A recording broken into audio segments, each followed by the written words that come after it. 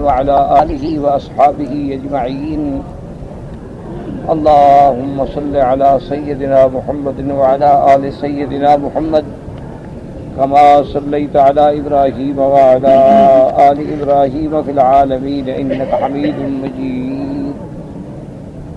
قال الله تبارك وتعالى في كلامه المجيد: أعوذ بالله من الشيطان الرجيم. بسم الله الرحمن الرحيم. وأعدوا لهم ما استطعتم من قوة ومن رباط الخيل ترهبون به عدو الله وعدوكم وآخرين من دونهم لا تعلمونهم الله يعلمهم وما تنفقوا من شيء في سبيل الله يوفى إليكم وأنتم لا تظلمون. قال المؤلف والمفسر رحمه الله تعالى: أدام النفع بعلومه وعلومكم في الدارين آمين. إلى أن قال: وقال أبو القاسم الطبراني قال حدثنا الحسين بن إسحاق التستري قال حدثنا هشام بن عمار قال حدثنا يحيى بن حمزة قال حدثنا المطعم بن المقدام الصنعاني عن الحسن بن أبي الحسن أنه قال لابن الحنظلية يعني سهلا: حدثنا حديثا سمعته من رسول الله صلى الله عليه وسلم. فقال: سمعت رسول الله صلى الله عليه وسلم يقول: الخيل معقود في نواسيها الخير إلى يوم القيامة وأهلها معانون عليها. ومن ربط في فرسا في سبيل الله كانت النفقة عليه كالماد يده بالصدقة لا يقبضها. والأحاديث الواردة في فضل ارتباط الخيل كثيرة. اب مفسر رحمۃ اللہ علیہ قرآن مقدس کی ان آیات مبارکہ کی تفسیر فرماتے ہوئے فضائل ارتباط خیل میں روایات مبارک جو ہیں وہ نقل فرما رہے ہیں. اسی ضمن میں نقل فرماتے ہیں کہ ابو القاسم طبرانی نے حسین ابن اسحاق تستری سے اس روایت کے مطابق یہ روایت نقل فرمائی کہ حسن ابن ابی الحسن نے ابن الحنظلیہ یعنی سہل سے کہا کہ ہمیں کوئی ایسی حدیث سناؤ جو تم نے حضور صلی اللہ علیہ وسلم سے سنی ہو. تو انہوں نے فرمایا کہ ہاں، میں نے حضور صلی اللہ علیہ وسلم سے سنی ہے کہ الخیل گھوڑا جو ہے معقود فی نواسیہ الخیر الی یوم القیامہ، اللہ نے اس کی پیشانی میں خیر ہی خیر رکھی ہے قیامت تک. اور اس کے جو پالنے والے ہیں، رکھنے والے ہیں، حفاظت کرنے والے ہیں، معانون علیہا، اس پہ خرچ کرنے والے، مشقت کرنے والے. اسی لیے فرمایا کہ ومن ربط فرسن فی سبیل اللہ، جس شخص نے بھی اللہ کے راستے میں گھوڑا باندھا اور اس پہ خرچ کیا، کانت النفقۃ علیہ، وہ جو اپنے گھوڑے پہ خرچ کر رہا ہے کھلانے میں، پلانے میں، نہلانے میں، حفاظت میں، ایسے ہے کہ جیسے کسی بندے نے اپنا ہاتھ اللہ کے راستے میں خیرات میں کھولا ہوا ہو. تو یعنی اس کو اس کا صدقے کا خرچ، اب جو خرچ کر رہا ہے گھوڑے پہ اس کا ثواب ایسے ملے گا جیسے اللہ کے راستے میں وہ صدقہ کر رہا ہو. اس لیے یہ روایات مبارک جو ہم پڑھ رہے ہیں، اصل مقصد کیا ہے؟ استعداد للجہاد فی سبیل اللہ، کہ اللہ کے راستے میں جہاد کے لیے تیار ہو. اور وَأَعِدُّوا لَهُم مَّا اسْتَطَعْتُم مِّن قُوَّةٍ وَمِن رِّبَاطِ الْخَيْلِ. یہ قاعدہ ہے قرآن مبارک میں، اللہ کے کلام مبارک میں، کہ اللہ نے کلام وہ فرمایا ہے جو بالکل اس وقت حالات کے مطابق اور ان لوگوں کے عین عقل کے مطابق. تو اس دور میں چونکہ گھوڑے کو بڑی عزت و عظمت کی نگاہوں سے دیکھا جاتا تھا اور بڑے بڑے شاہ سوار جو ہیں وہ گھوڑوں پہ ہی بھاگتے تھے، دوڑتے تھے، مقابلے کرتے تھے، جنگیں لڑی جاتی تھی. اور اسی طرح پھر گھوڑے جو ہیں ان کی بھی نسل ہوتی تھی، ان کی بھی نسل کی حفاظت کی جاتی تھی جیسے انسانوں کی نسل کی حفاظت کی جاتی ہے. کہ جیسے کہتے ہیں نا کہ یہ انسان جو ہے جی ماشاءاللہ بڑا عالی النسب ہے، یہ انسان جو ہے جی بڑا ماشاءاللہ صحیح النسب ہے، یہ انسان جو ہے ماشاءاللہ طرف مجیب الطرفین ہے، یہ انسان جو ہے جی اس کے دادے نانے دونوں خاندان جو ہے ماشاءاللہ بڑے اعلیٰ نسل سے تعلق رکھتے ہیں. تو اسی طرح گھوڑوں میں بھی نسلیں ہوتی تھیں، اور عرب لوگ جو ہیں وہ گھوڑے کے دیوانے تھے اور عاشق تھے، اور اس کی ایک ایک بات کو جانتے تھے. تو اس لیے اللہ نے قرآن میں بطور خاص گھوڑے کا ذکر فرمایا. جیسے اللہ نے قرآن میں اونٹوں کا ذکر فرمایا کہ عرب جو ہے وہ اونٹوں کو جاننے والے لوگ تھے. اب اگر ان کو کسی دوسرے جانور کے بارے میں حکم دیا جاتا تو وہ تو بیچارے حیران ہو جاتے کہ یہ کون سا جانور ہے. لیکن جب اونٹ کے بارے میں بات ہوئی تو بالکل ایک ایک ان کے تو ایک ایک کل کو وہ جانتے ہیں. تو اصل مقصد یہ ہے کہ مسلمانوں کو جہاد کے لیے ہر وقت تیار رہنا چاہیے. جب ہم استعداد پیدا کر لیں گے تو اس کا فائدہ کیا ہوگا کہ دشمن پہ روب ہوگا، اور اس روب کی وجہ سے امن قائم رہتا ہے، اللہ تبارک و تعالیٰ کی زمین میں فساد نہیں ہوتا. تو اس لیے فرمایا کہ جو آپ گھوڑے پہ خرچ کریں گویا اللہ اس کا بھی ثواب دیں گے جیسے آپ صدقہ کر رہے ہیں. مفسر فرماتا ہے کہ گھوڑے کی فضیلت میں بہت ساری احادیث مبارک ہیں. وفی صحیح البخاری ان عروۃ بن ابی الجعد البارقی ان رسول اللہ صلی اللہ علیہ وسلم قال الخیل معقود فی نواسی الخیر الی یوم القیامۃ والاجر والمغنم. بخاری شریف کے اندر روایت مبارک ہے کہ میرے آقا سرکار دو عالم سیدنا محمد الرسول اللہ صلی اللہ علیہ وسلم نے فرمایا کہ اللہ نے گھوڑے کے پیشانی میں خیر ہی خیر رکھی ہے قیامت تک، کیونکہ اگر جنگ کا موقع ملے گا تو اللہ کامیاب فرمائیں گے تو غنیمت کا ذریعہ بنے گا، اور اگر جنگ کا موقع نہ ہو تو ثواب کا ذریعہ بنے گا کہ اللہ کے راستے میں جو گھوڑے باندھے جاتے ہیں اس کے باندھنے میں بھی اجر ہے، کھلانے پلانے میں بھی اجر ہے. وَقَوْلُهُ تَبَارَكَ وَتَعَالَى تُرْهِبُونَ بِهِ عَدُوَّ اللَّهِ وَعَدُوَّكُمْ وَآخَرِينَ مِن دُونِهِمْ لَا تَعْلَمُونَهُمْ اللَّهُ يَعْلَمُهُمْ. اب اللہ پاک نے قرآن مقدس میں ارشاد فرمایا، اللہ نے فرمایا کہ میرے مدنی صلی اللہ علیہ وسلم یہ جو ہم آپ کو جہاد کے لیے اسباب کی تیاری کا حکم دے رہے ہیں اس کی کیا وجہ ہے؟ ترہبون بہ عدو اللہ، تاکہ اللہ کے دشمنوں کو ڈرائیں، اللہ کے دشمنوں کو خوف میں مبتلا رکھیں، اللہ کے دشمنوں پر مسلمانوں کی رعب اور دہشت جو ہے وہ طاری ہو جائے. جیسے کہ صحیح حدیث مبارک میں ہے میرے آقا نے فرمایا کہ اللہ نے مجھے یہ بھی خصوصیت عطا فرمائی ہے. آپ نے فرمایا نصرت بالرعب مسیر شہر، یعنی ابھی 1 مہینے کا سفر باقی ہوتا ہے کہ اللہ میرا رعب جو ہے وہ دشمنوں کے دلوں میں ڈال دیتے ہیں. تو اصل مسلمان کی عظمت یہ تھی. لیکن آپ غور کریں کہ آج ہر جگہ مسلمان خوف میں ہے. اللہ فرماتا ہے کہ تم اپنے اور اللہ کے دشمنوں کو ڈراؤ، اور ہم اللہ کے دشمنوں سے ڈرتے ہیں. کہ ہر مسلمان جو ہے اللہ معاف کرے، یعنی ہر وقت اس کے دماغ پہ اس کے ایک تسلط ہے، چھایا ہوا ہے کہ جی ہم یہودیوں کا مقابلہ کیسے کریں، ہم عیسائیت کا مقابلہ کیسے کر سکتے ہیں، اور ہم ہندو وثنی جو بت پرست ہیں، بتوں کے پجاری ہیں، اور جی اتنی بڑا تعداد ہے، طاقت ہے، ہمارے پاس کیا ہے. تو یہ جو وہن آ گیا ہے، یعنی ضعف آ گیا ہے، اس پہ کبھی بیٹھ کے مسلمانوں کو غور کرنا چاہیے کہ کوئی وجہ تو ہے، اور اس کا پتہ لگانا ہو تو مخرج ہمارا کیا ہوگا؟ اللہ کا قرآن.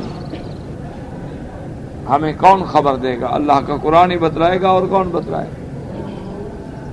تو اللہ کے قرآن نے ایک بات واضح کی ہے، اس آیت کو ذرا گھر میں جا کر یہ نہ ہو کہ بس ایک کان سے سنا اور اس کان سے نکال دیا، نہیں، اللہ کا قرآن سنے، 10 منٹ سنے، آدھا گھنٹہ غور سے، اور پھر بات کو گھر میں بیٹھ کے بھی ترجمہ لے کے اسی آیت مبارک پڑھیں۔ اللہ پاک نے قرآن میں ایک جگہ واضح فرمایا ہے، اور یہ بات آپ 1000 دفعہ پڑھ چکے ہیں کہ بعض اوقات خطاب تو کافروں کو ہوتا ہے، یہودیوں کو ہوتا ہے، مشرکین کو ہوتا ہے، لیکن حکم عام ہوتا ہے۔ اللہ نے فرمایا افتؤمنون ببعض الکتاب وتکفرون ببعض من يفعل ذلك منكم إلا خزي في الحياة الدنيا ويوم القيامة يردون إلى أشد العذاب۔ اب بظاہر اس آیت کا مخاطب اہل کتاب،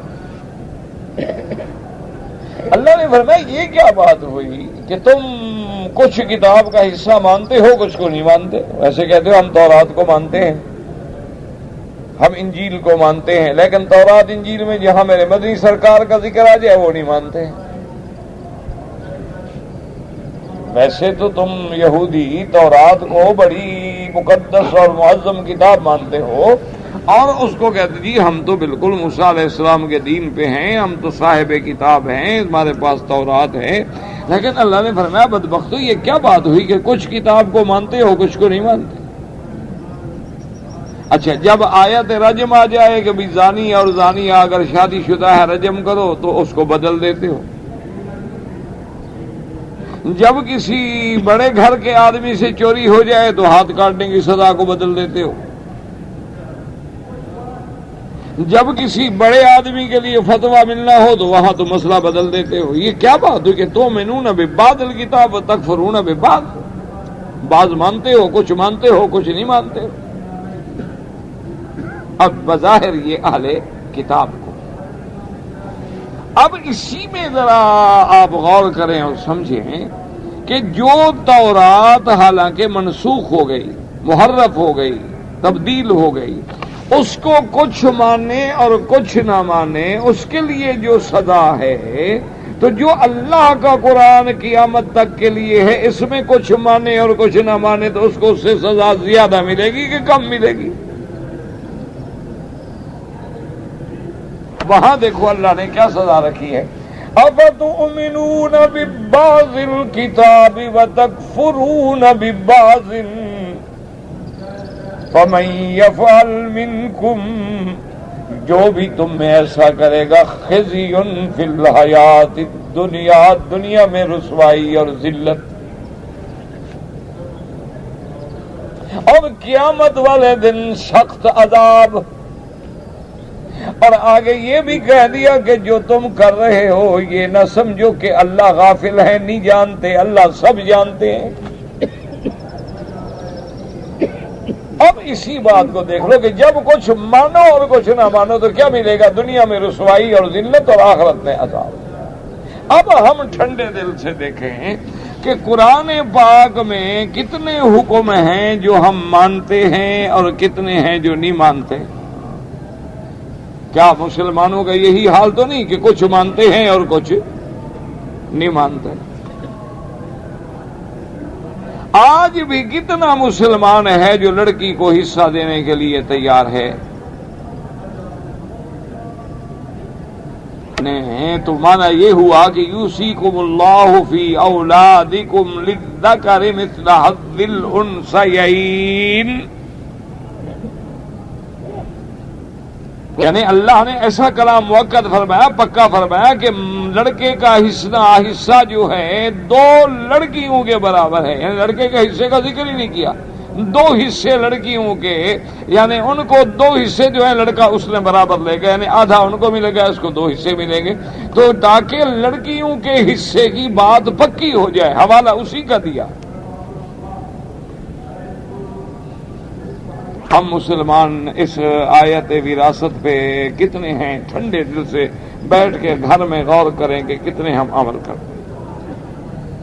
اللہ نے فرما دیا کہ ان یمحق اللہ الربا، ربا جو ہے یہ مٹانے والی چیز، مٹ جانے والی چیز، اللہ مٹاتے ہیں سود کو اور بڑھاتے ہیں خیرات کو۔ اب ایمان سے کہیں کتنے مسلمان ہیں جو اس آیت کو مانتے ہیں؟ ایسے بڑا آدمی کیوں نہ ہو، یعنی حالات ایسے پیدا کر گئے ہیں کہ ہر آدمی کا کسی نہ کسی شکل میں بینک سے معاملہ ہے، چاہے تب بھی ہے۔ سود کھانا نہیں چاہتا، نہیں کھائے گا، کرنٹ اکاؤنٹ میں رکھے گا تو بینک میں نا۔ چلو تم نے تو سود نہیں کھایا، لیکن کیا تمہارے پیسے کس کے پاس ہیں؟ سود خار کے پاس ہے، وہ اس سے فائدہ اٹھا رہا ہے، سود کھا رہا ہے۔ اس آیت پہ ہم نے کتنے نے عمل کیا؟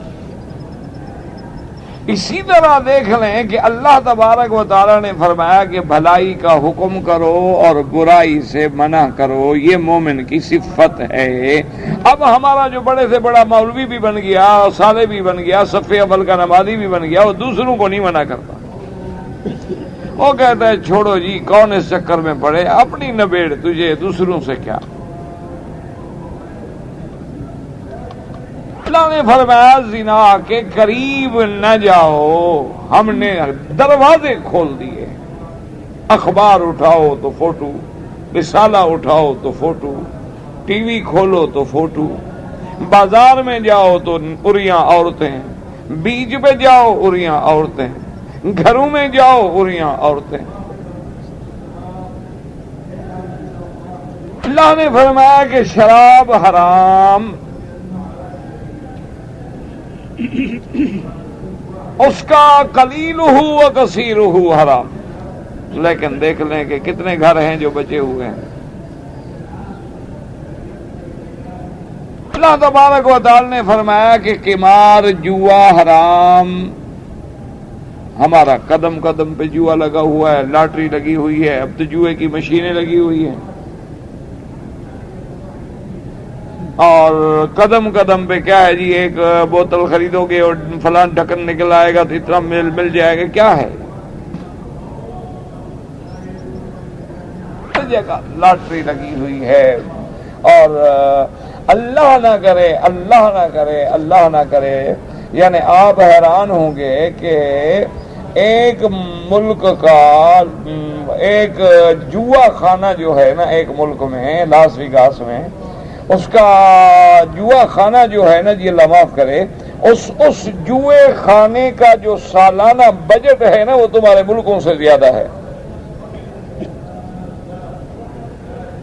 کھانے کا، ایک جوئے خانے کا جو بجٹ ہے نا سال میں، وہاں کتنا پیسہ لگتا ہے، وہ ملکوں سے زیادہ ہے۔ ایک ایک ہوٹل جو ہے نا، آپ حیران ہوں گے، 5,000 کمرے کا ایک ہوٹل ہے، ایک ہوٹل میں 5,000 کمرے، ایسے کئی ہوٹل ہیں، لیکن آپ فون کریں کمرہ خالی نہیں ہے، کمرہ نہیں ملتا۔ اور ساری دنیا سے مہنگا کمرہ بھی وہی ملے گا، کھانا مہنگا وہی ملے گا، ہر چیز مہنگی وہی ملے گی، کیونکہ تو جوا کھانا ہے۔ اور لوگ چارٹر ہوائی جہاز کر کے جوا کھیلنے آتے ہیں۔ ہاں یہ موسم جو ہے نا جی، آپ حیران ہوں گے، یہ موسم جو ہے ایسا مصنوعی بنایا گیا ہے کہ کسینوں میں آپ کھڑے ہو نا جی تو بجلی کڑکنی شروع ہو جائے گی، اور اس کے بعد جناب ایسے گھنگور گھٹائیں چھا جائیں گی، اب اور اس کے بعد ایسے بارش تڑ تڑ برسنی شروع ہو جائے گی، لیکن قطرہ ایک بھی نیچے نہیں آئے گا۔ وہ بھائی یہ کیا ہے؟ انہوں نے کہا جی یہ تو مصنوعی ہے، بس ذرا آپ کو اس منظر میں لے جانے کے لیے کہ کوئی آپ بارش میں بیٹھے ہیں۔ جب قومیں اس حال میں آ جائیں، اور وہاں جوا کھیلنے والے یہ نہیں کافر ہوتے ہیں سارے، ماشاءاللہ مسلمان بھی آگے ہوتے ہیں۔ اب جب یہ عالم ہو میرے بھائی تو ٹھنڈے دل سے سوچے، تو پھر اللہ کا قرآن کا فیصلہ تو کبھی نہیں بدلا، دنیا میں رسوائی، ذلت، خواری۔ اللہ نے فرمایا کہ دشمن کے مقابلے کے لیے تیاری کرو۔ ہم نے کیا تیاری کی ہے؟ بیوی کے لیے قیمتی لپسٹک خرید کر رکھی ہے کہ کبھی جنگ ہو گئی تو سرخی کام آئے گی۔ ہاں جی، اعلیٰ سے اعلیٰ زیور بناؤ، اعلیٰ سے اعلیٰ فیشن کرو، اعلیٰ سے اعلیٰ کپڑے خریدو، اس کے جناب ایک پارلر میں چلی جائے نا جی، صرف پارلر، بیوٹی پارلر میں تو جو متوسط درجے کے بیوٹی پارلر ہیں 30,000 کا بل بنتا ہے ایک وقت میں، یہ نہیں مہینوں کا نہیں، ایک وقت میں۔ ایک دفعہ جا کے بیوٹی پارلر میں اپنا میک اپ کرانا ہے تو 25,000، 20,000، 30,000 تو معمولی بات۔ ایک سوٹ آپ نے لینا ہے 25-30,000 کا، یہ تو عام، یعنی عام غریب لوگوں کے لیے ہے۔ لوگ جو ہوتے ہیں تو وہ تو اوسطاً 50,000 سے اوپر شروع ہوتا ہے۔ یہ لڑیں گے قیامت میں، تیاری اسی طرح کر رہے ہیں ہم دشمن کے مقابلے کی طرح۔ اللہ نے جو فرمایا تھا نا کہ تیار ہو جاؤ، دشمن پہ روب ڈالو۔ ہم نے کیا تیاری؟ ہم نے کہا فکر نہ کرو، ہم نے بڑی تیاری کی ہوئی ہے، بہترین جوتے رکھے ہوئے ہیں، بہترین جیولری رکھی ہوئی ہے، بہترین میک اپ کا سامان رکھا ہوا ہے، ہم نے بڑی چمکتی ہوئی کاریں رکھی ہوئی ہیں، ہم نے بہترین چمکتے ہوئے محل رکھے ہوئے ہیں، ایک بیڈ روم جو ہے اس پہ 2-2 لاکھ روپے کے پلنگ پڑے ہوئے ہیں۔ ہم فکر نہ کریے، پلنگ لڑیں گے نا، یہی ہم نے تیاری کی۔ تو پھر ہم کہتے ہیں جی ہم خراب ہیں، خوار ہیں، تو کیا ہوں گے؟ خراب خوار نہیں ہوں گے تو کیا ہوں گے؟ اس لیے دل سے دعا کریں کہ اللہ تمام عالم اسلام کے مسلمانوں کو پھر جذبہ جہاد سے آشنا کر دے، اللہ ان کو پھر قرآن و سنت کے راستے پہ لگا دے اللہ تبارک و تعالی۔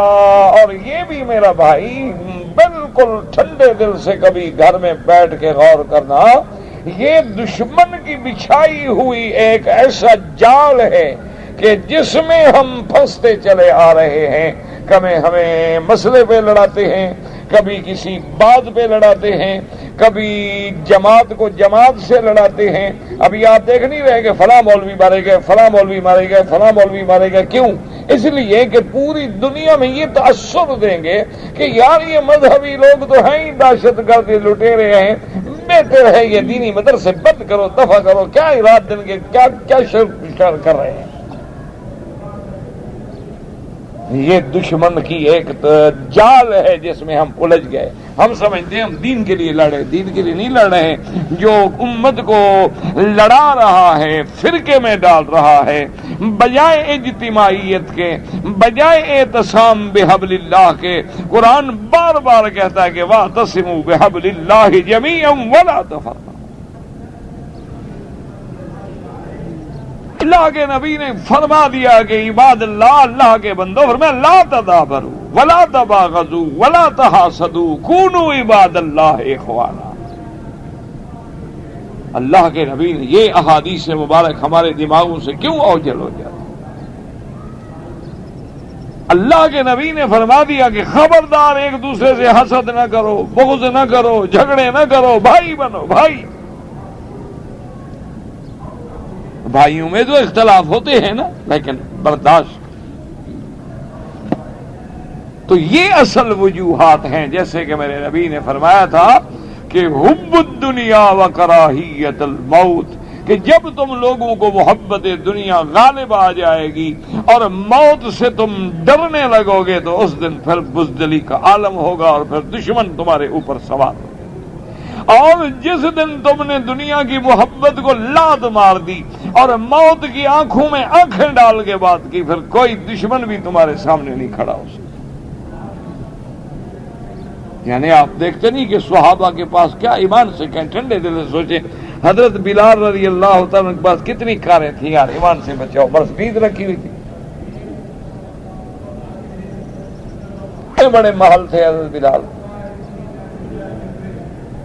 صحابہ کے پاس کتنے میزائل تھے، ٹینک تھے، کیا تھا، لیکن اس دور میں ایمان تھا، قوت ایمانی تھی، اور جب قوت ایمانی ہو تو دنیا کی کوئی طاقت شکست دے ہی نہیں سکتی۔ وہ یہ سمجھتے تھے کہ انی لاجد ریح الجنت من قبل احد، کہ آؤ بھائی مجھے جنت کی خوشبو آ رہی ہے، آؤ جلدی کرو۔ ان کو دنیا میں جنت کی خوشبوئیں آنی شروع ہو جائے، ان کو کون ہرا سکتا ہے، ان کو کون ڈرا سکتا ہے؟ ان کے سامنے کوئی وثنی، کوئی یہودی، کوئی کافر، کوئی کھڑا ہو سکتا ہے؟ سوال ہی پیدا نہیں ہوتا۔ لیکن دعا کرو کہ اللہ تبارک و تعالی ہمیں اور عالم اسلام کے مسلمانوں کو اللہ پھر اسی طرح رحماء بینہم، آپس میں شیر و شکر بنا دے، آپس میں ایک بنا دے، اور اللہ تبارک و تعالی ہر قسم کے فتنہ گروں کو ہدایت دے، اور اللہ تبارک و تعالیٰ ان کو حق بات سمجھنے کی توفیق عطا فرمائے۔ اس لیے حکم تھا کہ ترہبون اے تخوفون، ڈراؤ دشمن کو، اللہ کے دشمن کو ڈراؤ۔ اے من آخرین من دونہم، یہ تو مشرکین تو سامنے تھے، اللہ فرمائے کہ علاوہ جو اور دشمن ہیں جن کو آپ نہیں جانتے ہم جانتے ہیں۔ قال مجاہد رحمہ اللہ تعالی یعنی بنی قریظہ، وقال السدی رحمہ اللہ فارس سے مراد ہے یعنی کسرا و فارس، وقال سفیان الثوری قال ابن یمان الشیاطین الذین فی الدور وقد ورد حدیث بمثل ذلک، اور حضرت سفیان ثوری فرماتی ہیں کہ ایک تو ظاہری دشمن ہے اور ایک وہ دشمن ہے شیاطین جو حویلیوں میں، پہاڑوں میں، غاروں میں چھپے ہیں، وہ بھی دشمن ہے، شیاطین الانس والجن۔ قال ابن ابي حاتم حدثنا ابو طيبة احمد بن الفرج الحمصي قال حدثنا ابو حيوة يعني شريح بن يزيد المقري قال حدثنا سعيد بن سنان بن غريب يعني يزيد بن عبد الله بن غريب عن أبيه عن جده أن رسول الله صلى الله عليه وسلم كان يقول في قول الله تبارك وتعالى وآخرين من دونهم لا تعلمونهم قال هم الجن، انہوں نے کہا جیسے انسانوں میں دشمن ہے اسی طرح جنات میں بھی دشمن ہے۔ یاد رکھو انسانوں میں جیسے کافر ہیں اسی طرح جنات میں بھی کافر ہیں، انسانوں میں جیسے مشرک ہیں، کافر ہیں، یہودی ہیں، نصارہ ہیں، اسی طرح جنات میں بھی فرقے ہیں، جماعتیں ہیں۔ اس لیے اللہ پاک نے قرآن پاک میں وضاحت فرمائی ہے کہ خود جنوں نے وضاحت کر کے بیان دے دیا کہ ہم انا من المسلمون، ہم میں مسلمان بھی ہیں، اور دوسری آدمی اما القاسطون فقالوا لجہنم حطبا، اور ان میں ظالم بھی ہے۔ تو جنوں میں بھی ہر قسم کی مخلوق ہے جیسے انسانوں میں مخلوق ہے، جیسے ہمارے یہاں پارٹیاں فرقے ہیں نا، جنوں میں بھی اسی طرح فرقے ہیں، جیسے انسانوں میں صحابہ کے مخالف ہیں، اہل بیت کے مخالف ہیں، اسی طرح جنوں میں بھی ہے۔ اور اس کے بعد رواہ الطبرانی عن ابراہیم بن دحیم النبی عن محمد بن شعیب عن سنان بن سنان یزید بن عبد اللہ بن غریب بہ وزاد قال رسول اللہ صلی اللہ علیہ وسلم لا يقبل بیت فیہ عتیق من الخیل، وهذا الحدیث منکر لا یصح اسنادہ ولا متنہ۔ ایک روایت یہ بھی بیان کی جاتی ہے کہ اس گھر پہ کسی جن کا، بھوت کا، جادو کا اثر نہیں ہوگا جس میں گھوڑا ہو، لیکن یہ حدیث بالکل یعنی موضوع ہے، نہ سند ملتی ہے نہ متن ملتا ہے۔ وقال مقاتل بن حیان عبد الرحمن بن زید بن اسلم هم المنافقون وآخرین من دونهم لا تعلمونهم اللہ یعلمهم۔ اللہ نے فرمایا اور دوسری جماعت ہے جن کو آپ نہیں جانتے۔ اب بعض مفسرین فرماتے ہیں اس سے مراد منافقوں کی جماعت ہے، کیونکہ کافر تو ظاہر دشمن ہے، مشرک ظاہر دشمن ہے، لیکن منافق چھپا ہوا دشمن ہے۔ جیسے اللہ نے فرمایا دوسری آیت میں من حولکم من الاعراب منافقون من اہل المدینہ مردوا علی النفاق لا تعلمهم نحن نعلمهم۔ اللہ نے فرمایا تھا کہ میرے محبوب اعراب میں جو منافق ہیں آپ نہیں جانتے، ہم جانتے ہیں، اللہ کے آگے تو کچھ چھپا ہوا نہیں۔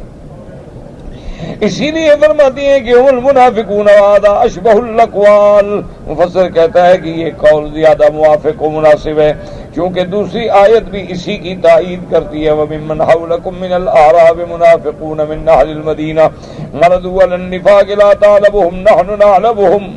اب اللہ نے فرمایا وَمَا تُنْفِقُوا مِنْ شَيْءٍ فِي سَبِيلِ اللَّهِ يُوَفَّى إِلَيْكُمْ وَأَنْتُمْ لا تظلمون۔ اللہ نے فرمایا میرے بندے جو تم میرے راستے میں خرچ کرو گے اللہ پورا پورا تمہیں عطا فرمائیں گے۔ اللہ تبارک و تعالیٰ اپنے خزانے سے، کیونکہ اللہ پاک سارے خزائن السماوات والارض کے مالک ہیں، للہ خزائن السماوات والارض لہ ملک السماوات والارض۔ اور یاد رکھو جب تم بادشاہ کی دربار میں ہدیہ لے کے جاتے ہو، چند پھول لے کے جاتے ہو، 10 ریال کے بھی نہیں ہوتے، لیکن بادشاہ تو اپنی شان کے مطابق جواب دیتے ہیں۔ اور جب تم اللہ کے راستے میں خرچ کرو گے تو اللہ بھی پھر اپنی شان تمہیں جواب دیتی ہیں۔ اللہ پاک تمہارے رزق میں برکتیں عطا فرما دیتی ہیں۔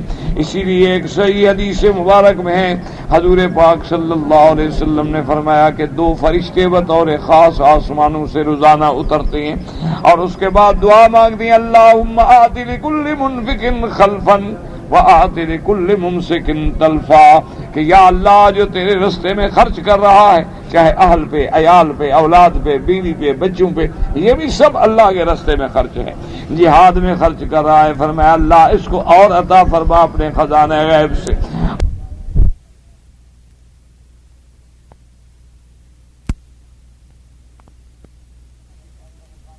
کرتا صدقات نافلہ بھی ادا نہیں کرتا، اپنی جان پہ، اپنی اولاد پہ، اپنے بچوں پہ بھی خرچ نہیں کرتا، وہ فرشتے دعا مانگتے ہیں اللہ اس کے مال کے اندر بربادی ڈال دے، آتِ لکل ممسک تلفا۔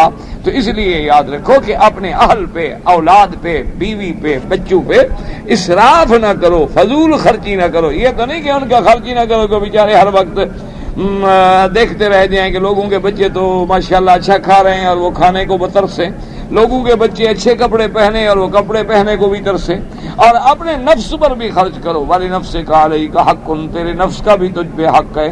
یہ نہیں کہ ایک کپڑا جو بنا کے دیا تھا نا ماں باپ نے وہی گلے میں ہے، انشاءاللہ مرے گا تو نکلے گا۔ بعد بہت سارے بدبخت ہوتے ہیں، کروڑوں روپے کے مالک ہوتے ہیں، نہ سلوار نصیب ہے نہ قمیض نصیب، بیچاروں کو نصیب ہی نہیں ہے، خدا نے لکھا ہی نہیں ان کے مقدر میں۔ اسی طرح اس کو سمجھتے ہیں کہ ہم جی بڑے محتاط ہیں۔ کیا محتاط؟ مٹی محتاط ہو، خدا نے تمہیں محروم کیا ہوا ہے، اور کیا محتاط؟ اسراف نہ کرو، لا تبسط کل البسط، یہ نہیں کہ بالکل ہاتھ کھول دو، اور یہ بھی نہیں کہ بالکل باندھ کے رکھ دو کہ جیب میں جاتا ہی نہیں۔ اسی لیے اللہ لا تجعل یدک مغلولۃ، اللہ نے فرمایا یہ نہیں کہ اپنے ہاتھ کو گردن پہ باندھ کے رکھا ہوا ہے کہ نیچے جیب میں جاتا ہی نہیں، اور نہ یہ ہو کہ ہاتھ ایسا کھلا ہو کہ 1000 آئے تو کیا اور 500 آئے تو کیا اور 100 آئے تو کیا اور شام کو بیٹھے ہو یار ذرا پیسے تو دو۔ یہ بھی نہیں ہے کہ اعتدال، مومن کی شان جو ہے وہ اعتدال ہے کہ نہ وہ بالکل فضول خرچی کرتا ہے اور نہ وہ اتنا بخل کرتا ہے کہ بھئی اچھے کھانے سے بھی محروم ہے، اچھے پہننے سے بھی محروم ہے، اچھے لباس سے بھی محروم ہے، گھر میں اچھے کپڑے سے بھی محروم ہے۔ یہ کوئی زندگی نہیں ہوتی، یہ بھی ایک اللہ کا عذاب ہوتا ہے۔ ہمیشہ آدمی اعتدال کی صورت اختیار کرے، بالکل نہ اسراف، نہ تبذیر، نہ تقتیر، بالکل درمیانی، خیر الامور اوسطھا۔ اس لیے فرمایا جو راستے میں خرچ کرو گے اللہ کے راستے میں اللہ بدلہ دے گے۔ ایما انفقتم فی الجہاد فإنہ یوفی الیکم التمام والکمال، جو اللہ کے راستے میں، جہاد میں، گھوڑے باندھنے میں، اسلحہ بنانے میں، تیاری کرنے میں خرچ کرو گے اللہ پورے کا پورا تمہیں لوٹا دیں گے۔ ولہذا جاء فی الحدیث الذی رواه ابو داؤد ان الدرہم یضاعف ثوابہ فی سبیل اللہ الی 700 ضعف، اور اسی طرح مفسر فرماتے ہیں کہ ابھی حدیث مبارک میں جس کو امام ابو داؤد رحمۃ اللہ علیہ نے نقل فرمایا ہے، وہ فرماتے ہیں کہ 1 درہم جو اللہ کے راستے میں جہاد میں خرچ کرتے ہو اللہ 700 گنا بڑھا کے بدلہ دیتے ہیں۔ اور یہ سب سے بڑا دیکھو نا جی، اب تیار ہو جائیں آپ کہ دشمن تم پہ حملے کی جرت نہ کر سکے، یہی کتنا بڑا انعام ہے۔ اگر وہ حملہ کر دے تو کیا بچے گا؟ یہی کتنا بڑا انعام ہے۔ اسی کو غور کر کے سوچ لیں کہ دشمن ڈرا ہوا ہے کہ ابھی میں نے ذرا حرکت کی نا تو ان کے پلے میں بھی ہے کچھ، بچتا پھر میں بھی نہیں، تو وہ حملہ نہ کرے، یہی نہ کرنے سے جو آپ بچ گئے، یہ کتنی بڑی اللہ کی امداد ہے۔ اگر خدا نہ خواستہ جنگیں ہو جائیں، تو آپ کا کیا خیال ہے؟ بربادیاں ہو جاتی ہیں، آدمی سینکڑوں سالوں تک پھر ملک اپنے پاؤں پہ کھڑے نہیں ہو سکتے، جنگیں کو مذاق ہوتی ہیں، وہ تو تباہی اور بربادی ہوتی ہے۔ اللہ تبارک و تعالیٰ کی سب سے بڑی نعمت امن اور استقرار، اسی لیے فرمایا مثل الذین ينفقون اموالهم فی سبیل اللہ کمثل حبۃ انبتت سبع سنابل فی کل سنبلۃ مئۃ حبۃ واللہ یضاعف لمن یشاء واللہ واسع علیم۔ اب بندہ سوچتا ہے کہ میں ایک ریال خرچ کروں تو 700 کیسے بنے گا؟ اللہ نے فرمایا میرے بندے کبھی غور کر، تو نے تو ایک دانہ ڈالا تھا، اس دانے سے میں نے کونپلیں نکالی، پھر اس پہ میں نے 7 سٹے لگا دیے، ایک سٹے میں 100 دانہ بھر دیا، تو تمہارے ایک دانے سے 700 دانہ بنا ہوا ہے نا۔ تو جو ادھر قادر ہے تو وہ تمہارے خرچے کو بھی 700 گنا بڑھا کے دینے پہ قادر ہے۔ اس لیے اللہ نے فرمایا کہ تم دیکھو کمثل حبۃ، ایک دانہ ڈالا گیا، انبتت سبع سنابل فی کل سنبلۃ مئۃ حبۃ واللہ یضاعف لمن یشاء واللہ واسع علیم۔ وقال النبيات حدثنا عبد القادر الديار قال حدثنا عبد الرحمن الدستقي قال حدثنا ابي نبيه قال حدثنا اشعث بن اسحاق عن جابر بن سعيد بن عباس رضي الله تعالى عنه عن النبي صلى الله عليه وسلم كان يأمر الله يتصدق الا على اهل الاسلام۔ حضرت ابن عباس رضی اللہ تعالیٰ عنہ سے روایت ہے، وہ حضور پاک سے روایت کرتے تھے کہ حضور کو حکم دیتے تھے کہ جب بھی خیرات کرو اہل اسلام پہ کرو، پہلے سب سے پہلے حقدار ہمارے مسلمان ہیں، جیسے سب سے زیادہ حقدار ذوی القربا ہیں، سب سے زیادہ حقدار غریب رشتہ دار ہیں، پھر محلے والے غریب رشتہ دار ہیں، پھر اس شہر والے غریب رشتہ دار ہیں، پھر شہر کے قریب والے غریب رشتہ دار ہیں۔ اگر ہم اسی ترتیب کو سامنے رکھیں تو کوئی دنیا میں غریب ہی باقی نہ رہے۔ حتی نزلت وما تنفقوا من شیء فی سبیل اللہ یوفى الیکم فامر بالصدقۃ بعد کل من سألک من کل دین۔ اب اس کے بعد فرماتے ہیں کہ جب یہ آیت اتری تو آپ نے فرمایا کہ اچھا کوئی بھی مانگتا ہے، غریب ہے، مسکین ہے، مسلمان ہے، نہیں ہے دیتے، لیکن یہ روایت بھی غریب ہے۔ سب سے زیادہ حقدار جو ہے وہ اہل اسلام ہیں، مسلمان ہیں، ہماری اعانات کے، ہماری مدد کے، ہمارے صدقات کے، خیرات کے۔ اسی لیے اب دیکھیں نا کہ اللہ نے جو اللہ کے نظام پہ غور کریں کہ اللہ نے حکم دیا کہ حج تمتع ہے تو بکری ذبح کرو، حج قران ہے تو بکری ذبح کرو۔ بھی کہاں کرو؟ مکے میں کرو، حرم میں کرو، یعنی مینا ہے، مکہ ہے، سب حرم ہے۔ اچھا اسی طرح یہ بھی حکم ہو گیا کہ اگر دوران حج یا عمرہ ہم سے کوئی ایسی غلطی ہو جائے کہ واجب ہم نے چھوڑ دیا ہے تو اس کا جرمانہ کیا ہے؟ بھی ایک دم ہے، وہ کیا کرو؟ وہ بھی اہل مکہ، فقراء مکہ، اللہ نے اس کے لیے بھی حتی یبلغ الہدی محلہ۔ وجہ کیا تھی کہ بھئی جب یہ مسئلہ اللہ کے حرم سے تعلق رکھتا ہے، حج اور عمرہ کہاں ہوگا؟ حرم میں، تو یہاں کے غریبوں کو فائدہ پہنچے، یہاں کے غریبوں کے لیے ذریعہ بنے، یہاں کے غریبوں کو موقع ملے کہ وہ بھی بیچارے گوشت کھائیں۔ تو اس لیے اللہ تبارک و تعالی اور سیدھا قرآن نے فرمایا کہ آت ذی القربى حقہ والمسکین، کہ تمہارا رشتہ دار ہیں، تمہارے بھائی بہن ہیں، تمہارے عزیز و اقارب ہیں، غریب ہیں، محتاج ہیں، سب سے زیادہ وہ مستحق۔ اسی طرح سب سے پہلے اپنا فکر کرو، اپنے اہل و عیال کا، اپنی اولادوں کا، اس کے بعد پھر اپنے اقارب۔ اب اگلی آیات میں اللہ تبارک و تعالی ایک جہاد کے بعد ایک دوسرے مسئلے کی طرف حکم فرماتے ہیں، وَإِن جَنَحُوا لِلسَّلْمِ فَاجْنَحْ لَهَا وَتَوَكَّلْ عَلَى اللَّهِ إِنَّهُ هُوَ السَّمِيعُ الْعَلِيمُ وَإِن يُرِيدُوا أَن يَخْدَعُوكَ فَإِنَّ حَسْبَكَ اللَّهُ هُوَ الَّذِي أَيَّدَكَ بِنَصْرِهِ وَبِالْمُؤْمِنِينَ وَأَلَّفَ بَيْنَ قُلُوبِهِمْ لَوْ أَنفَقْتَ مَا فِي الْأَرْضِ جَمِيعًا مَا أَلَّفْتَ بَيْنَ قُلُوبِهِمْ وَلَكِنَّ اللَّهَ أَلَّفَ بَيْنَهُمْ إِنَّهُ عَزِيزٌ حَكِيمٌ۔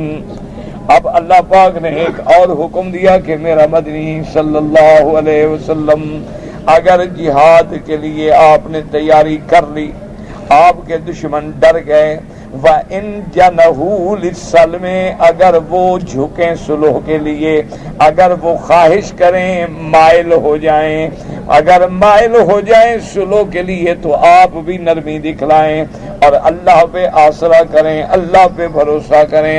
اللہ تبارک و تعالی سننے والے ہیں، اللہ تبارک و تعالی جاننے والے ہیں۔ اب اللہ نے ایک اور حکم دیا کہ اگر صلح کا وقت آ جائے، لیکن یہاں یاد رکھیں قرآن نے ایک ہی لفظ میں سارا مسئلہ حل کر دیا۔ فرمایا وَإِن جَنَحُوا لِلسَّلْمِ اگر کافر جھکیں صلح کرنے کے لیے، مانا ہے کمزور ہوگا تو جھکے گا نا، یعنی کہ تم پہلے لمبے ہو جاؤ۔ صلح کی اجازت ہے لیکن کب؟ جب کافر جھکے، جب کافر مجبور ہو جائے، جب کافر پہ اتنا پریشر ہے، اتنا دباؤ ہے جہادی قوت کا کہ اب وہ جھکتا ہے، اب کہتے ہیں جی میں بات کرنا چاہتا ہوں، تو آپ بات کریں، بالکل ٹھیک ہے۔ پھر اسلام یہ نہیں کہتا کہ زبردستی اگر دشمن جھک گیا ہے تو خام خواہ خون بہاؤ، خام خواہ لڑائی کرو، نہیں، اگر وہ جھکتا ہے تو آئے اہلاً وسہلاً مرحبا، بات کرو۔ اچھا اب یہ خطرہ تھا کہ بھئی وہ جو بات کر رہا ہے چونکہ مسلمان تو ہے سیدھا اور کافر تو ہے ول والا، فریب والا، وہ تو دھوکہ بھی کر سکتا ہے، وقت فائدہ اٹھانا چاہ رہا ہو۔ اللہ نے فرمایا تم صلح کی بات کرو، توکل اللہ پہ کرو، اللہ پہ بھروسہ رکھو۔ اچھا اگر وہ تمہیں دھوکہ دینا چاہتا ہے نا، اللہ تو جانتے ہیں نا، تمہیں خبر نہیں ہے نا، کیوں؟ بعض اوقات یہ ہوتا ہے نا کہ دشمن کمزور ہو جائے نا تو کہتے ہیں آؤ جی ٹھیک ہے بات کرتے ہیں، تاکہ 6 مہینے سال اسی بات میں خوش کر کے اور تاثر دیا، دیکھو جی ہم تو صلح کرنا چاہتے ہیں، دیکھو جی ہم تو بالکل تیار بیٹھے ہیں بات کرنے کے لیے، تاکہ موقع مل جائے میں تیاری کروں پھر ضرب مارنے کی مسلمان، تاکہ مجھے سانس لینے کا موقع مل جائے اور میں بالکل تیاری کر کے پھر دوسرا حربہ استعمال کروں گا۔ کیوں؟ صلح تو ہوئی نہیں، ابھی تو باتیں ہو رہی ہیں نا، بات کو لمبا کیے چلے جائیں گے، لمبا کرتے کرتے اور اپنی تیاری کرتے رہیں گے۔ اللہ نے فرمایا اگر آپ کو خوف ہے کہیں یخدعوک کہ وہ آپ کو دھوکہ دیں گے، آپ سے فریب کریں گے، تو پھر آپ فکر نہ کریں، تیرا رب تجھے کافی ہے، تیرا اللہ جو تیرے ساتھ ہے، بس اللہ کے حکم پہ چلو، اللہ کی مدد۔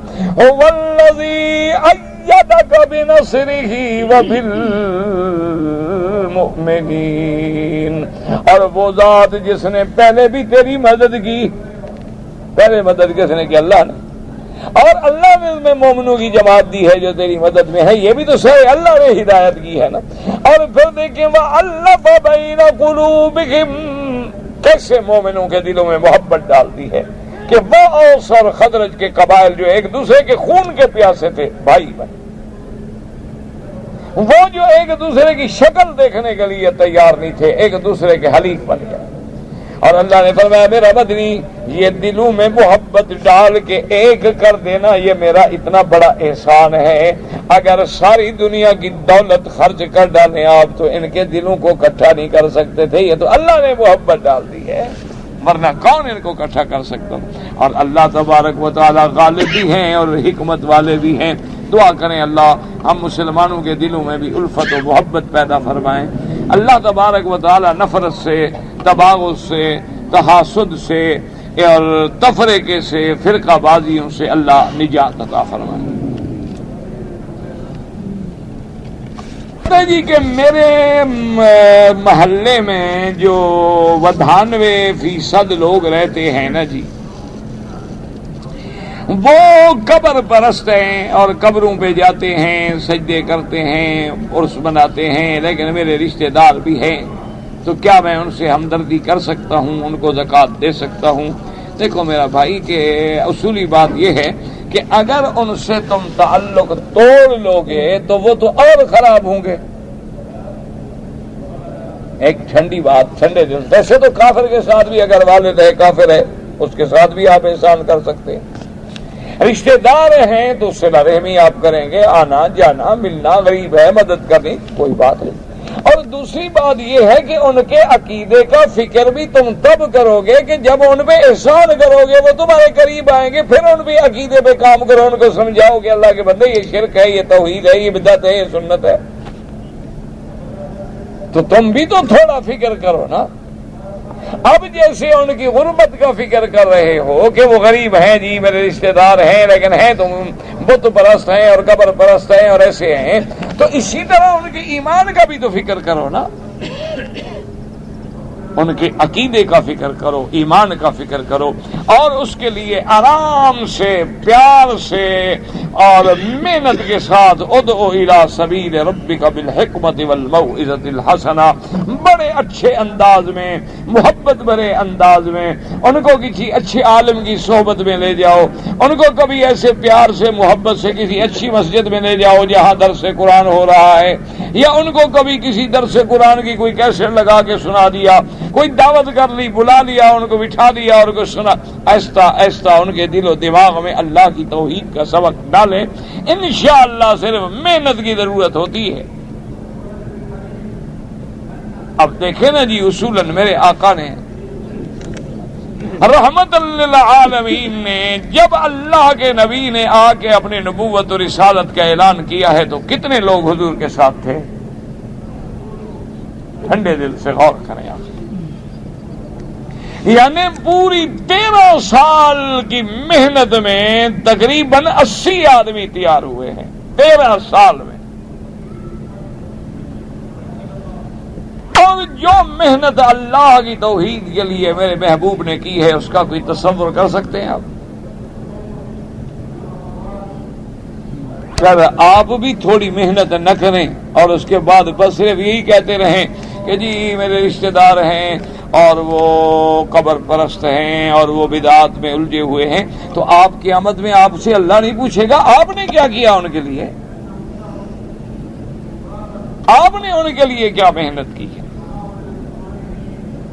لیکن ہمیشہ یاد رکھیں کہ دعوت کا اسلوب ہوتا ہے، دعوت کا اللہ نے حکمت اور موعظہ حسنہ، یعنی کہ گالیاں دینے سے کوئی مسلمان ہو جائے گا، مقابلہ کرنے سے کوئی ٹھیک ہو جائے گا، تو اس لیے ذرا محنت کریں اور ویسے ان کی مدد بھی کریں تاکہ وہ تمہارے قریب رہیں اور اللہ سب کو صحیح عقیدہ نصیب فرمائے۔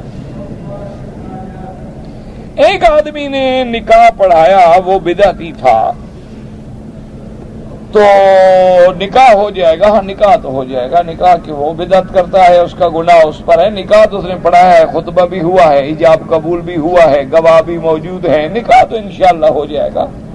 بلکہ حضور صلی اللہ علیہ وسلم نے تو اپنے دور رسالت و نبوت میں جو پہلے کافروں کے زمانے میں نکاح تھے نا انہیں کو بھی برقرار رکھ لیا، ابھی نکاح تو ہوا تھا نا، آخر خطبہ بھی ہوا تھا، ایجاب قبول بھی ہوا تھا، کیونکہ مکے کے کافر جو ہے نا مشرک تھے لیکن وہ بھی نکاح پڑھتے تھے، ان کے ہاں بھی نکاح کا رواج تھا، باقاعدہ خطبہ پڑھتے تھے، باقاعدہ گواہ بناتے تھے، باقاعدہ ایجاب قبول ہوتا تھا، ان کے اندر بھی یہ بات جو ہے موجود تھی، تو حضور صلی اللہ علیہ وسلم نے ان سب کا نکاحوں کو بھی برقرار رکھ دیا۔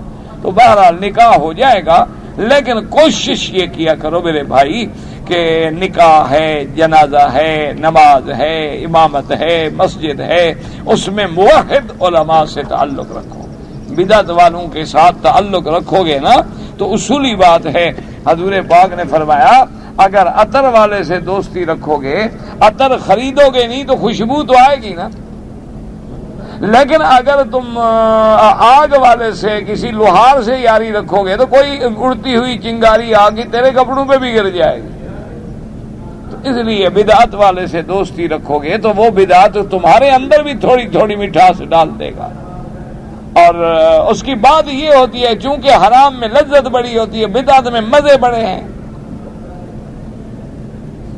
اور سنت میں تو پھر جناب اتباع سنت میں تو پھر مشقت ہے، حضور نے فرمایا کہ جیسے انگارہ ہاتھ میں پکڑنا ہو، اور بدعت میں ماشاءاللہ 11ویں کے دودھ ہیں، حلوے ہیں، پوڑے ہیں، خیراتے ہیں، بکرے ہیں، بریانیاں ہیں، پلاؤ ہیں، یہ الگ بات ہے کہ حرام ہے، لیکن ظاہری تو مزے ہیں نا۔ تو اس لیے کوشش کریں کہ اہل بدعت سے بچیں۔ میرے گھر کے قریب 2 مسجدیں ہیں اور دونوں کے امام بدعتی ہیں، تو وہاں نماز نہ پڑھیں، کسی موحد امام کے پیچھے نماز پڑھیں یا پھر اپنی جماعت کر لیں۔ اور میرے بھائی اتنے عرصے سے تم یہ دکھ کا اظہار کرتے ہو، محنت کیوں نہیں کرتے ہو؟ محنت بھی تو کرو نا، کچھ صرف کہہ رہے ہو جی وہاں 2 مسجدیں ہیں بدعتی۔ اللہ کے راستے میں تم بھی پھر میدان میں نکلو، کوئی مسجد بناؤ چھوٹی سی، وہاں کوئی موحد امام رکھو، قرآن شروع کرو، درس شروع کرو۔ اور جو لوگ تم یہاں رہ رہے ہو، کما رہے ہو، تمہارے تو مشکل ہی کوئی نہیں ہے، 100 ریال بھی مہینہ خرچ کرو تو کیا 1700 روپے بن جائیں گے؟ ایک چھوٹی سی مسجد میں موحد امام رکھو، روزانہ قرآن پڑھائے، دیکھو انشاءاللہ چند مہینوں میں پھر رنگ بدلتا ہے کہ نہیں بدلتا؟ ذرا ہمت تو کرنی پڑے گی نا۔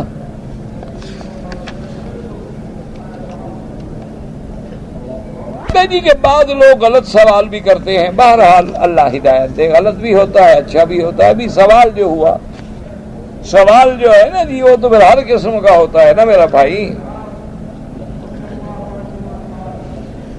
بہرحال جماعت اہل حدیث کو ہم تو بالکل حق والی جماعت سمجھتے ہیں، اور وہ ہمیں جو سمجھیں کوئی بات نہیں۔ عصر کی نماز کے بعد امام ابو حنیفہ رحمۃ اللہ علیہ کے نزدیک کوئی نماز نہ پڑھی جائے جب تک کہ سورج نہ ڈوب جائے۔ امام شافعی رحمۃ اللہ علیہ اور امام احمد بن حنبل رحمۃ اللہ علیہ فرماتے ہیں کہ اگر مسجد میں آیا ہے 2 رکعت پڑھ سکتا ہے، کیونکہ ایک حدیث مبارک میں ہے کہ بندہ جب مسجد میں داخل ہو تو جب تک نماز نہ پڑھے اس وقت تک نہ بیٹھے، یعنی بیٹھنے سے پہلے 2 رکعت پڑھے پھر بیٹھ جائے۔ اور امام ابو حنیفہ رحمۃ اللہ علیہ فرماتے ہیں بالکل یہ آنکھوں پہ ہے حدیث، لیکن وہ بھی تو صحیح حدیث ہے، آپ نے منع فرما دیا کہ عصر کے بعد نماز نہیں جب تک کہ سورج نہ ڈوبے۔ تو فرماتے ہیں کہ جب روکنے والی حدیث آ گئی تو ان وقتوں میں نہیں پڑھیں گے، باقی وقت میں پڑھیں گے۔ تو دونوں حدیث رسول صلی اللہ علیہ وسلم پر عمل فرماتے ہیں۔ یہی تو کل بھی آپ نے لکھا تھا، یہ جو میرا مال ہے راس المال آپ کا، محنت اس کی جائز ہے، اب اگر وہ بدل جائے یا کھانا چاہے یا منکر ہو جائے تو میں کیا کر سکتا ہوں؟ اللہ ہدایت دے۔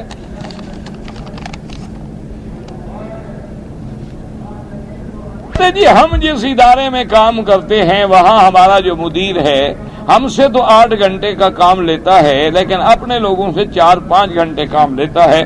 آپ کی ڈیوٹی 8 گھنٹے ہے نا، اس سے زیادہ تو نہیں لیتا نا آپ سے؟ آپ کی ڈیوٹی ہے 8 گھنٹے، آپ سے وہ کام 8 گھنٹے لیتا ہے، بس آپ سے تو زیادہ نہیں لے رہا، کسی سے کم لے رہا ہے، تو آپ کو کیا تکلیف ہے؟ نہ تم کیوں حسد میں مبتلا ہو رہے ہو؟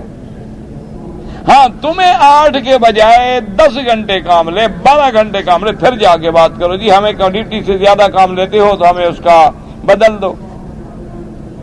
اگر آپ سے 8 گھنٹے کام لے، اپنے لوگوں سے 5 گھنٹے کام لے، اس کی مرضی ہے، کام بھی اس کا ہے، تم تو نوکر ہو، ملازم ہو، اس کا کام ہے۔ ان سے اگر کم کام لیتا ہے تو اس کا بھی تو نقصان ہوگا، 8 گھنٹے کام لے تو ان کا زیادہ کام ہو جائے گا نا، تو وہ اپنے کام کو اگر قربان کرتا ہے تمہیں کیا تکلیف ہے؟ اصل میں ہمیں عادت ہو گئی ہے دوسرے پہ جلنے کی، اس کا کیا علاج ہے؟ تفسیر ابن کثیر کا اگر ہم اردو ترجمہ پڑھیں فائدہ کیوں نہیں ہوگا انشاءاللہ؟ دیکھو علم تو علم ہے اللہ کے بندے، علم بھی کوئی ایسا ہو سکتا ہے کہ جو پڑھا جائے اور فائدہ نہ ہو؟ علم کا معنی ہے جاننا، جہل کا معنی ہے نہ جاننا، تو جاننے میں فائدہ ہوتا ہے، نہ جاننے میں بھی کبھی فائدہ ہوا ہے؟ تو لہذا آپ جو ہے بالکل پڑھیں، لیکن اللہ عالم اردو کا ترجمہ کس نے کیا ہے؟ ترجمے کرنے والا آدمی ثقہ ہے، کیونکہ بعض لوگ جو ہیں ترجمے میں ڈنڈی مارتے ہیں نا، کہ آیت کا ترجمہ کچھ ہوا، حدیث مبارک کا منشا کچھ ہوا، اور ترجمے میں اپنی تحریف معنوی کر گیا۔ اس لیے بہرحال مجھے چونکہ پتہ ہی نہیں ہے کہ اس کا ترجمہ کن لوگوں نے کیا ہے، پہلے آپ علماء سے مل کے پوچھ لیں کیوں مثلا سب سے پہلے انگریزی زبان میں قرآن کا ترجمہ ہوا اور ترجمے کرنے والا قادیانی تھا. اس نے موقع پہ ڈنڈی ماری اپنی مرزا کے لیے. اب جو انگریزی پڑھے لکھے لوگ تھے ان بیچاروں کو پتہ نہیں تھا نا کہ قادیانی کیا بلا ہے. ان کے دماغ میں تو وہی ترجمے بیٹھتے چلے گئے.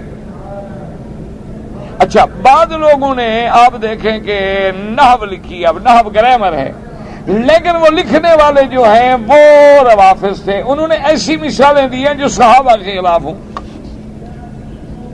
ضرب زید بکرن، ضرب زید عمرن، اور آدمی نہیں ملا اس کو، ابو بکر عمر کا نام ملا تھا. وہ اپنا اندر سے غصہ بھی نکالتا رہا کہ 12 زید نے ابو بکر کو.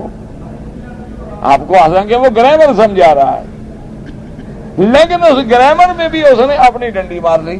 اس لیے ہمیشہ ترجمہ بھی ان لوگوں کا پڑھیں جو ثقہ علماء ہیں، ان کے بارے میں معلومات کر لیں. اور سب سے بہتر یہ ہوتا ہے میرا بھائی کہ تفسیروں میں جانے سے پہلے آپ صرف ترجمہ قرآن پہ غور کریں.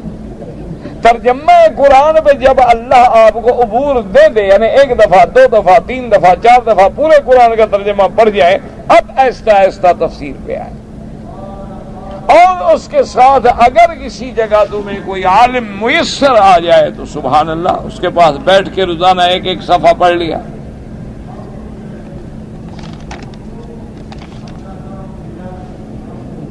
کی والدہ اور بیوی بیمار ہیں، اللہ شفا دے. اور اللہ تبارک و تعالیٰ سے دعا کیا کریں کہ اللہ جو بھی بیمار ہیں سب کو شفا عطا فرمائے. اللہ کتنے عالموں کا رب ہے. اللہ عالم کون جانتے ہیں؟ ہم جانتے ہیں؟ ہمیں کیا پتا. قرآن میں تو الحمدللہ رب العالمین. اسی طرح آتا ہے رب السماوات والارض، اسی طرح آتا ہے ملکوت السماوات والارض. تو اب اللہ کے کتنے عوالم ہیں، ملکوتات ہیں، اللہ عالم، اللہ جانتے ہیں. اللہ نے سب سے پہلے کس کو بنایا؟ انسانوں میں آدم کو بنایا. آپ انسان ہیں، آپ اپنی حد تک رہیں نا.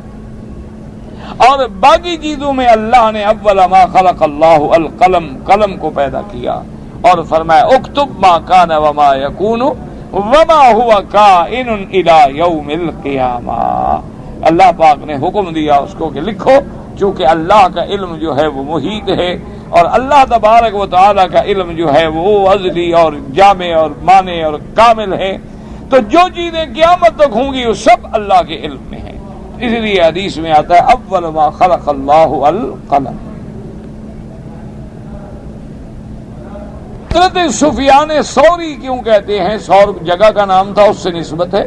جیسے حجاز والوں کو حجازی کہتے ہیں، مکے والوں کو مکی کہتے ہیں، مدینہ والوں کو مدنی کہتے ہیں، بنو اسرائیل سے نسبت والوں کو اسرائیلی کہتے ہیں.